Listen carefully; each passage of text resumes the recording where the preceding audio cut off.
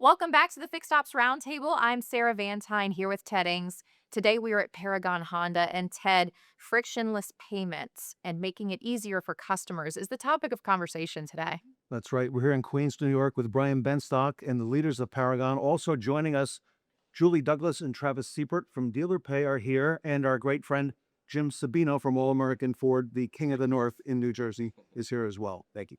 Um, sure. Well, Brian, to kick things off, customers can pay for almost anything instantly today. Why has dealership service checkout lagged behind? Yeah, I don't think there's a good reason. It's just you chalk it up to it's the way it's always been, and people talk about accountability, and they like to, the only person that likes change is a wet baby. But I think about when you go to a restaurant. Imagine you're at a restaurant, you have a wonderful meal, you ask for your check, and it takes 45 minutes for the check to come, and you just destroyed the meal. And isn't it true that we can experience the same thing when it comes to paying here? And so we have a sort of a model at Paragon. We want to make it easy for people to pay. Hard for our employees to spend money, but easy for our customers to spend money. And the easier you make it, the more likely they are to spend more money. And Julie, why has dealership checkout lagged behind? Mostly because of technology. Like Brian mentioned, traditionally dealerships had antiquated payment solutions. So as we've progressed through times, it became increasingly important to focus on convenience and speed.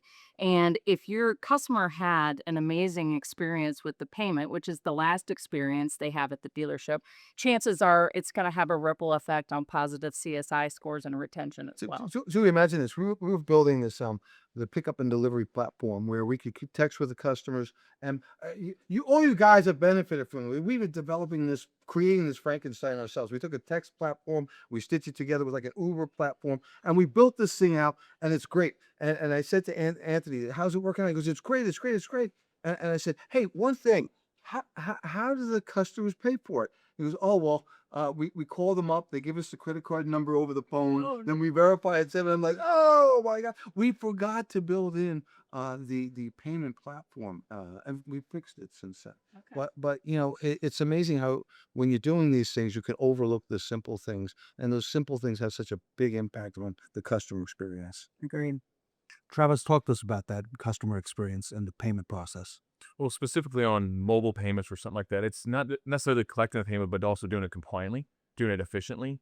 The over the phone things we want to stay away from, right? We know those things. I'm glad you fixed that. No, we fixed it a long time ago. But at the end of the day, I mean, everybody's gonna be used Tina's to. writing it down on the Yeah. yellow legal pad. No Okay, big deal. Smith, Yeah. 189. She said okay at 10 o'clock. Well, that might not be Oh, compliant. yeah, that might be a little hard to overcome an objection for sure. But I think at the end of the day, everybody's getting used to quick things and they want it to be efficient. They want to be fast. You make quicker decisions now. And that's where I think the right technology, like Julie's point, really helps out.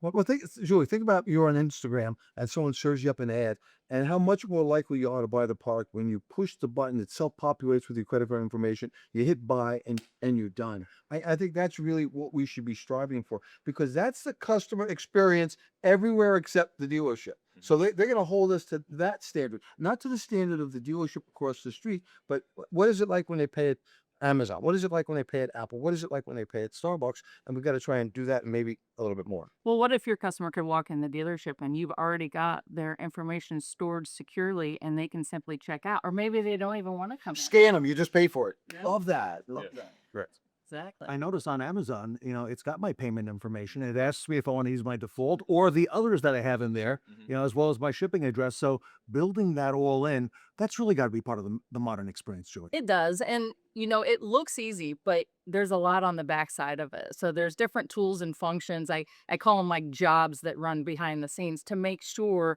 that dealers have the ability to do that, but also stay compliant. PCI compliance is a big thing. And fraud is such a bad topic right now, but it's Well, relevant. you have to address it. Yep. But let's talk to All American Ford about what they're doing with pickup and delivery, or actually mobile service, because I want to go to school on this guy. Absolutely.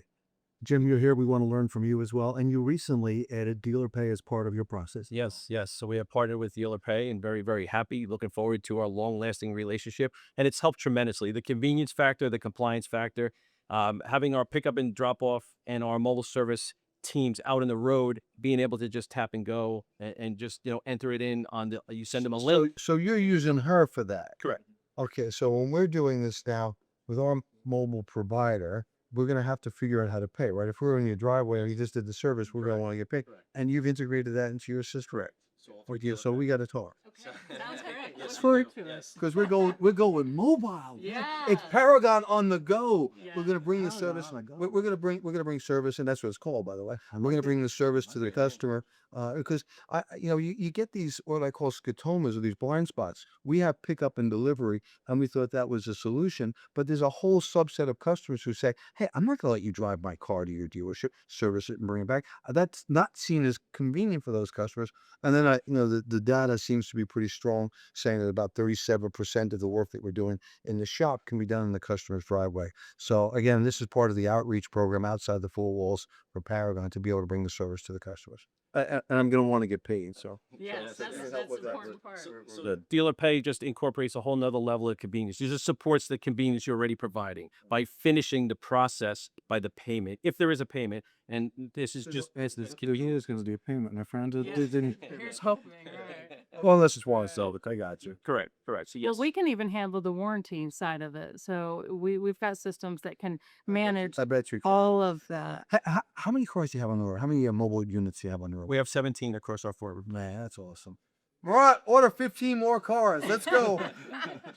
I remember when you had one. Yes. Yeah, let's go. Come Awesome. dress them up. That's pretty cool. Julie, another topic in the industry that's being discussed right now a whole lot is surcharging. Yes. Okay, there are a lot of dealerships who stayed away from it for a while, but more are getting involved in that, and there's a big compliance factor in that as well. Talk to us about that. Sure. So, I mean, I've obviously made my career on credit card processing, right? But now, obviously, the rules have changed and you can pass the fees. It's compliant in most states. Unfortunately, traditional surcharging is not compliant in Queens, New York, but there are other programs such as cash discount, dual pricing. And what we're seeing in the industry, dealers more and more obviously want to get this profitability back in their stores, but there's a whole big speed bump of compliance that has to be addressed. And I hate to say it, but we're seeing more and more providers that are not compliant, which puts the dealer at risk. Julie, we looked into that early on, and these surcharges at Paragon annual basis are probably close to $1 million.